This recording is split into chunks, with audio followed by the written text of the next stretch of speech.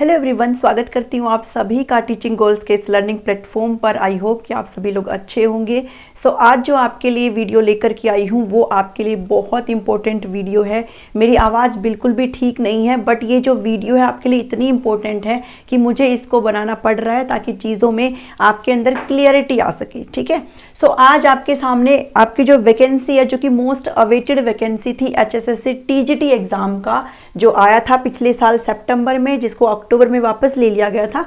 Finally उसका जो notification है वो आज आपके सामने रिलीज़ कर दिया गया है। इसके ऊपर एक वीडियो मैंने आज आपको पहले जो है प्रोवाइड करी थी कि ये वैकेंसी आपकी आने वाली है, और आज ही ये वैकेंसी आपके सामने आपको देखने को मिल रही है। आज इस वैकेंसी के बारे में जो भी आपके डाउट्स है वो सारे क्लियर हो जाएंगे। बस आप वीडियो को एंड तक देखना, आपको सारी चीज़ें यहाँ पे एकदम क्रिस्टल एंड क्लियर हो जाएगी। ठीक है, सारे इंपॉर्टेंट पॉइंट्स को एक एक करके मैंने पिक कर लिया है, आपको क्लियरिटी अच्छे से आ जाएगी। सबसे पहले तो आपको ये पता होना चाहिए भाई पोस्टें हैं कितनी। ठीक है, किस किस कहाँ पर आपके कौन कौन से सब्जेक्ट की यहाँ पे पोस्टें हैं। तो जो टोटल जो पद है, जो टोटल पोस्ट है वो आपके 7471 यानी कि 7471 टोटल पोस्ट है, जो कि ROH यानी कि रेस्ट ऑफ हरियाणा यानी कि मेवात एरिया को छोड़ करके बाकी जो भी हरियाणा का हिस्सा है वो आपका ROH में आता है।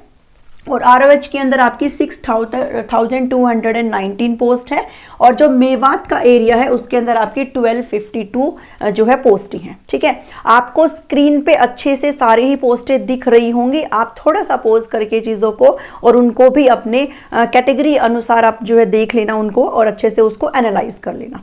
ठीक है, अब बढ़ते हैं आगे कि भाई आपका अप्लाई डेट क्या है। यहाँ पे आपको क्लियरली लिखा गया है कि 23 फैब से यानी कि परसों से आप इस फॉर्म को अप्लाई करना स्टार्ट कर सकते हैं, और 15 मार्च आपको यहाँ पे लास्ट डेट दी गई है।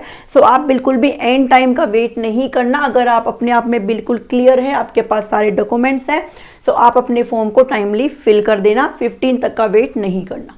ठीक है, बात करें अगर एलिजिबिलिटी की, इसके अंदर बहुत सारे डाउट्स होते हैं बच्चे को कि भाई मैं इसको भर सकता हूँ, मेरे पास डिप्लोमा है, मेरे पास BEd नहीं है, फलाना। ठीक है, जो भी XYZ चीज़ें हैं। तो अभी तो ना ओवरऑल आपको बता रही हूँ, इसके अलावा हर सब्जेक्ट की सेपरेट वीडियो मैं आपको बहुत जल्दी प्रोवाइड कर दूंगी, ताकि जो भी कैंडिडेट है, स्पेशली साइंस वालों को प्रॉब्लम आती है, SST वालों को प्रॉब्लम आती है, ठीक है, और मैथ्स वालों को प्रॉब्लम आती है, तो आपको मैं सेपरेट वीडियोस, वैसे तो मैंने शायद प्रोवाइड कर रखी है, बट फिर भी मैं आपको फिर से एक वीडियो प्रोवाइड कर दूंगी जिसमें आपका सेपरेट सब्जेक्ट जो है वहाँ पे इंक्लूड कर लिया जाएगा।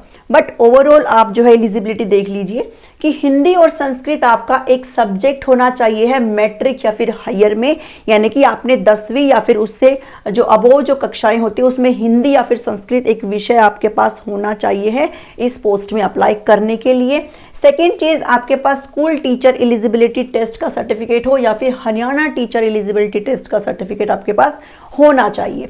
ठीक है, उसके बाद एसेंशियल क्वालिफिकेशन का मतलब है कि आपकी जो भी, जैसे मान लीजिए आप साइंस से फिल कर रहे हैं तो आपका साइंस के अंदर जो है ग्रेजुएशन होना चाहिए, BEd होना चाहिए, तो वो सारी जो चीज़ें वो एसेंशियल क्वालिफिकेशन के अंदर आती हैं।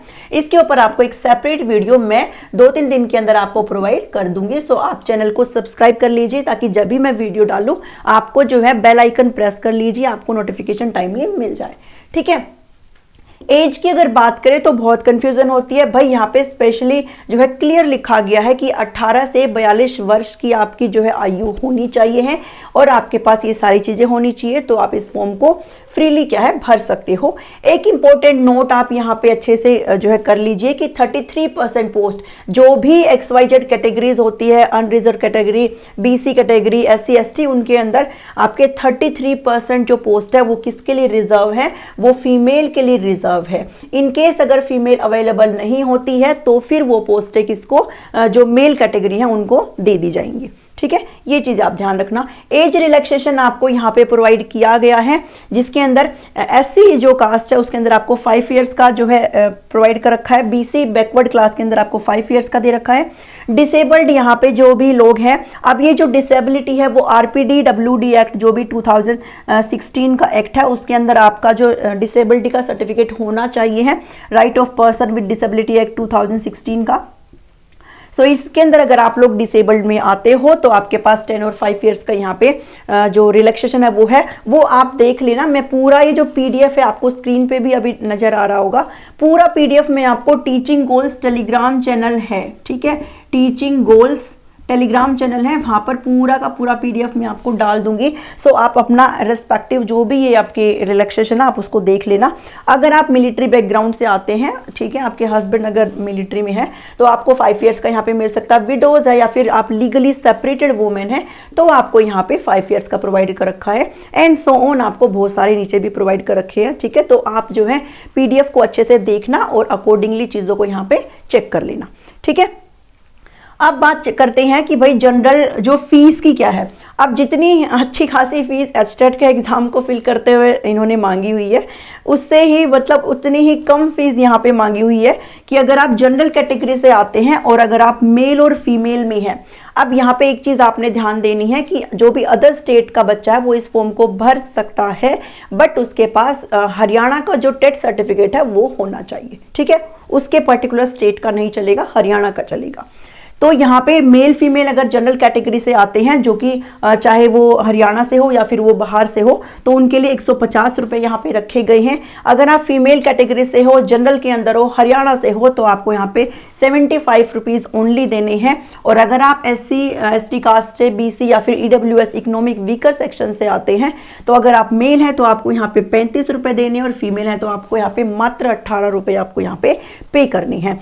और अगर आप पर्सन विद डिसेबिलिटी हैं तो आपको यहाँ पे कोई पैसा नहीं देना है, ठीक है। बात करें अगर सिलेक्शन प्रोसीजर की, तो यहाँ पे बिल्कुल क्लियरली लिखा गया है कि आपको एग्जाम देना है। एक एग्जाम आपका MCQ बेस्ड एग्जाम होगा जिसके अंदर आपका 95% जो मार्क्स है वो इंक्लूड करे जाएंगे, और साथ ही आपका सोशो इकोनॉमिक क्राइटेरिया जो है वो आपका एक्सपीरियंस जो है वो आपका 5% रखा गया है, ठीक है। तो यहाँ पे इंटरव्यू नहीं है, ठीक है, यहाँ पे कोई इंटरव्यू नहीं है। तो आपको यहाँ पे इंटरव्यू नहीं है तो आपको रिटर्न एग्जाम के लिए भरपूर तैयारी करनी है, और जो भी आपको अगर यहाँ से 5% मिलता है तो आपको वो लेना है, अदरवाइज आप जो पूरी तरीके से आप अपने एग्जाम पे फोकस करेंगे। बात करें अगर सिलेबस की, तो सिलेबस ये लोग लेटर बताएंगे, अच्छे से मेंशन किया गया है कि आप अपनी साइट को जो है विजिट करते रहें। आपको अभी सिलेबस इन्होंने नहीं बताया है, साइट को रेगुलरली चेक करते रहें। मैं भी आपको जो है अवगत करा दूंगी, जैसे ही सिलेबस डालेंगे मैं आपको पक्का से बताऊंगी, ठीक है। बात करें अगर सोशो इकोनॉमिक क्राइटेरिया की, तो ये अपने आप में बहुत इंपॉर्टेंट टॉपिक हो जाता है। बहुत सारे बच्चे, क्या मैक्सिमम बच्चे इसमें कंफ्यूज होते हैं, तो इसके ऊपर भी मैं आपको एक सेपरेट वीडियो प्रोवाइड करूंगी ताकि आपको चीज़ों में क्लियरिटी हो जाए, ठीक है। अभी आप बस इतना चीज़ों को समझिए कि आपके पास 7471 पोस्ट है, ठीक है। उसके अंदर आपके जो इंग्लिश की पोस्ट है वो बहुत अच्छी पोस्टें हैं, आई थिंक 1000+ पोस्ट है, आई थिंक 1600 कुछ है, और 1200 अराउंड पोस्ट है साइंस की। तो ये जो कोई भी बच्चे हैं वो अपना अच्छे से यहाँ पे तैयारी कर सकते हैं। सो बात करें अगर नेगेटिव मार्किंग की, तो यहाँ पे कोई भी नेगेटिव मार्किंग नहीं है, ठीक है। लेकिन आपको एक चीज़ यहाँ पे दे रखी है कि आपको यहाँ पे 4 ऑप्शन ना दे करके, बल्कि कितने ऑप्शन दिए जाएंगे, आपको यहाँ पे 5 ऑप्शन दिए जाएंगे, जो कि HPSC के अंदर भी आपको बताया गया है। HPSC के अंदर आपकी नेगेटिव मार्किंग है, बट यहाँ पे नेगेटिव मार्किंग नहीं है, बट ये नेगेटिव मार्किंग बन जाएगी अगर आपने कोई भी एक ऑप्शन को फिल नहीं किया। तो इसका मतलब ये है कि अगर मान लीजिए आपको अगर किसी क्वेश्चन का आंसर देना है तो आप 1 से 4 तक का जो ऑप्शन है उसको मार्क करेंगे। इन केस अगर आपको 1 से 4 तक का ऑप्शन मार्क नहीं करना है तो आपको 5th ऑप्शन को मार्क करना अनिवार्य है, मैंडेटरी है। अदरवाइज आपके यहाँ पे 0.95 मार्क्स जो है वो डिडक्ट कर लिए जाएंगे, ठीक है। सो ये नेगेटिव मार्किंग है, और मुझे लगता है 0.95 मार्क्स तो कहीं ना कहीं जो है बहुत एक थोड़ा सा ज़्यादा हो जाता है। तो अगर आपको किसी भी क्वेश्चन को आंसर नहीं करना है तो 5th ऑप्शन आपको दिया जाएगा, आप उसको ज़रूर मार्क करके आइएगा, अदरवाइज आपके लिए 0.95 मार्क्स की पेनल्टी यहाँ पे रखी गई है, ठीक है। सो आपको ये चीज़ें यहाँ पे इंक्लूड करके चलना है। अप्लाई डेट आपको ध्यान रखनी है 23 फ़रवरी से 15 मार्च है। इसके अलावा अगर आपको कोई भी समस्या है तो आप मुझे कमेंट सेक्शन में पूछ लेना, मैं आपको पॉसिबली होगा तो बिल्कुल रिप्लाई करूंगी, ठीक है। और नेक्स्ट वीडियो आपके सामने एलिजिबिलिटी से के लिए लेकर के आऊंगी, जिसमें आपका science subject SST and maths को इंक्लूड कर लिया जाएगा कि कौन कौन इसके अंदर क्या क्या होना चाहिए, क्योंकि बहुत सारे डाउट्स होते हैं। सो आई होप आपको वीडियो पसंद आई होगी। अगर क्लियरिटी हुई है तो वीडियो को प्लीज़ लाइक कर देना और चैनल को सब्सक्राइब कर लीजिए, क्योंकि यहाँ पे मैं आपको टीचिंग एग्जाम्स की प्रिपरेशन भी कराती हूँ।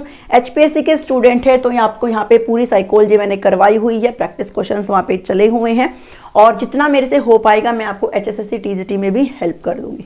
ठीक है, सो मिलती हूँ नेक्स्ट वीडियो में एक नई अपडेट में एक अच्छे टॉपिक के साथ। मोस्ट प्रोबेबली यही टॉपिक होगा, सो बने रहिए मेरे साथ। Thank you, thanks for watching me.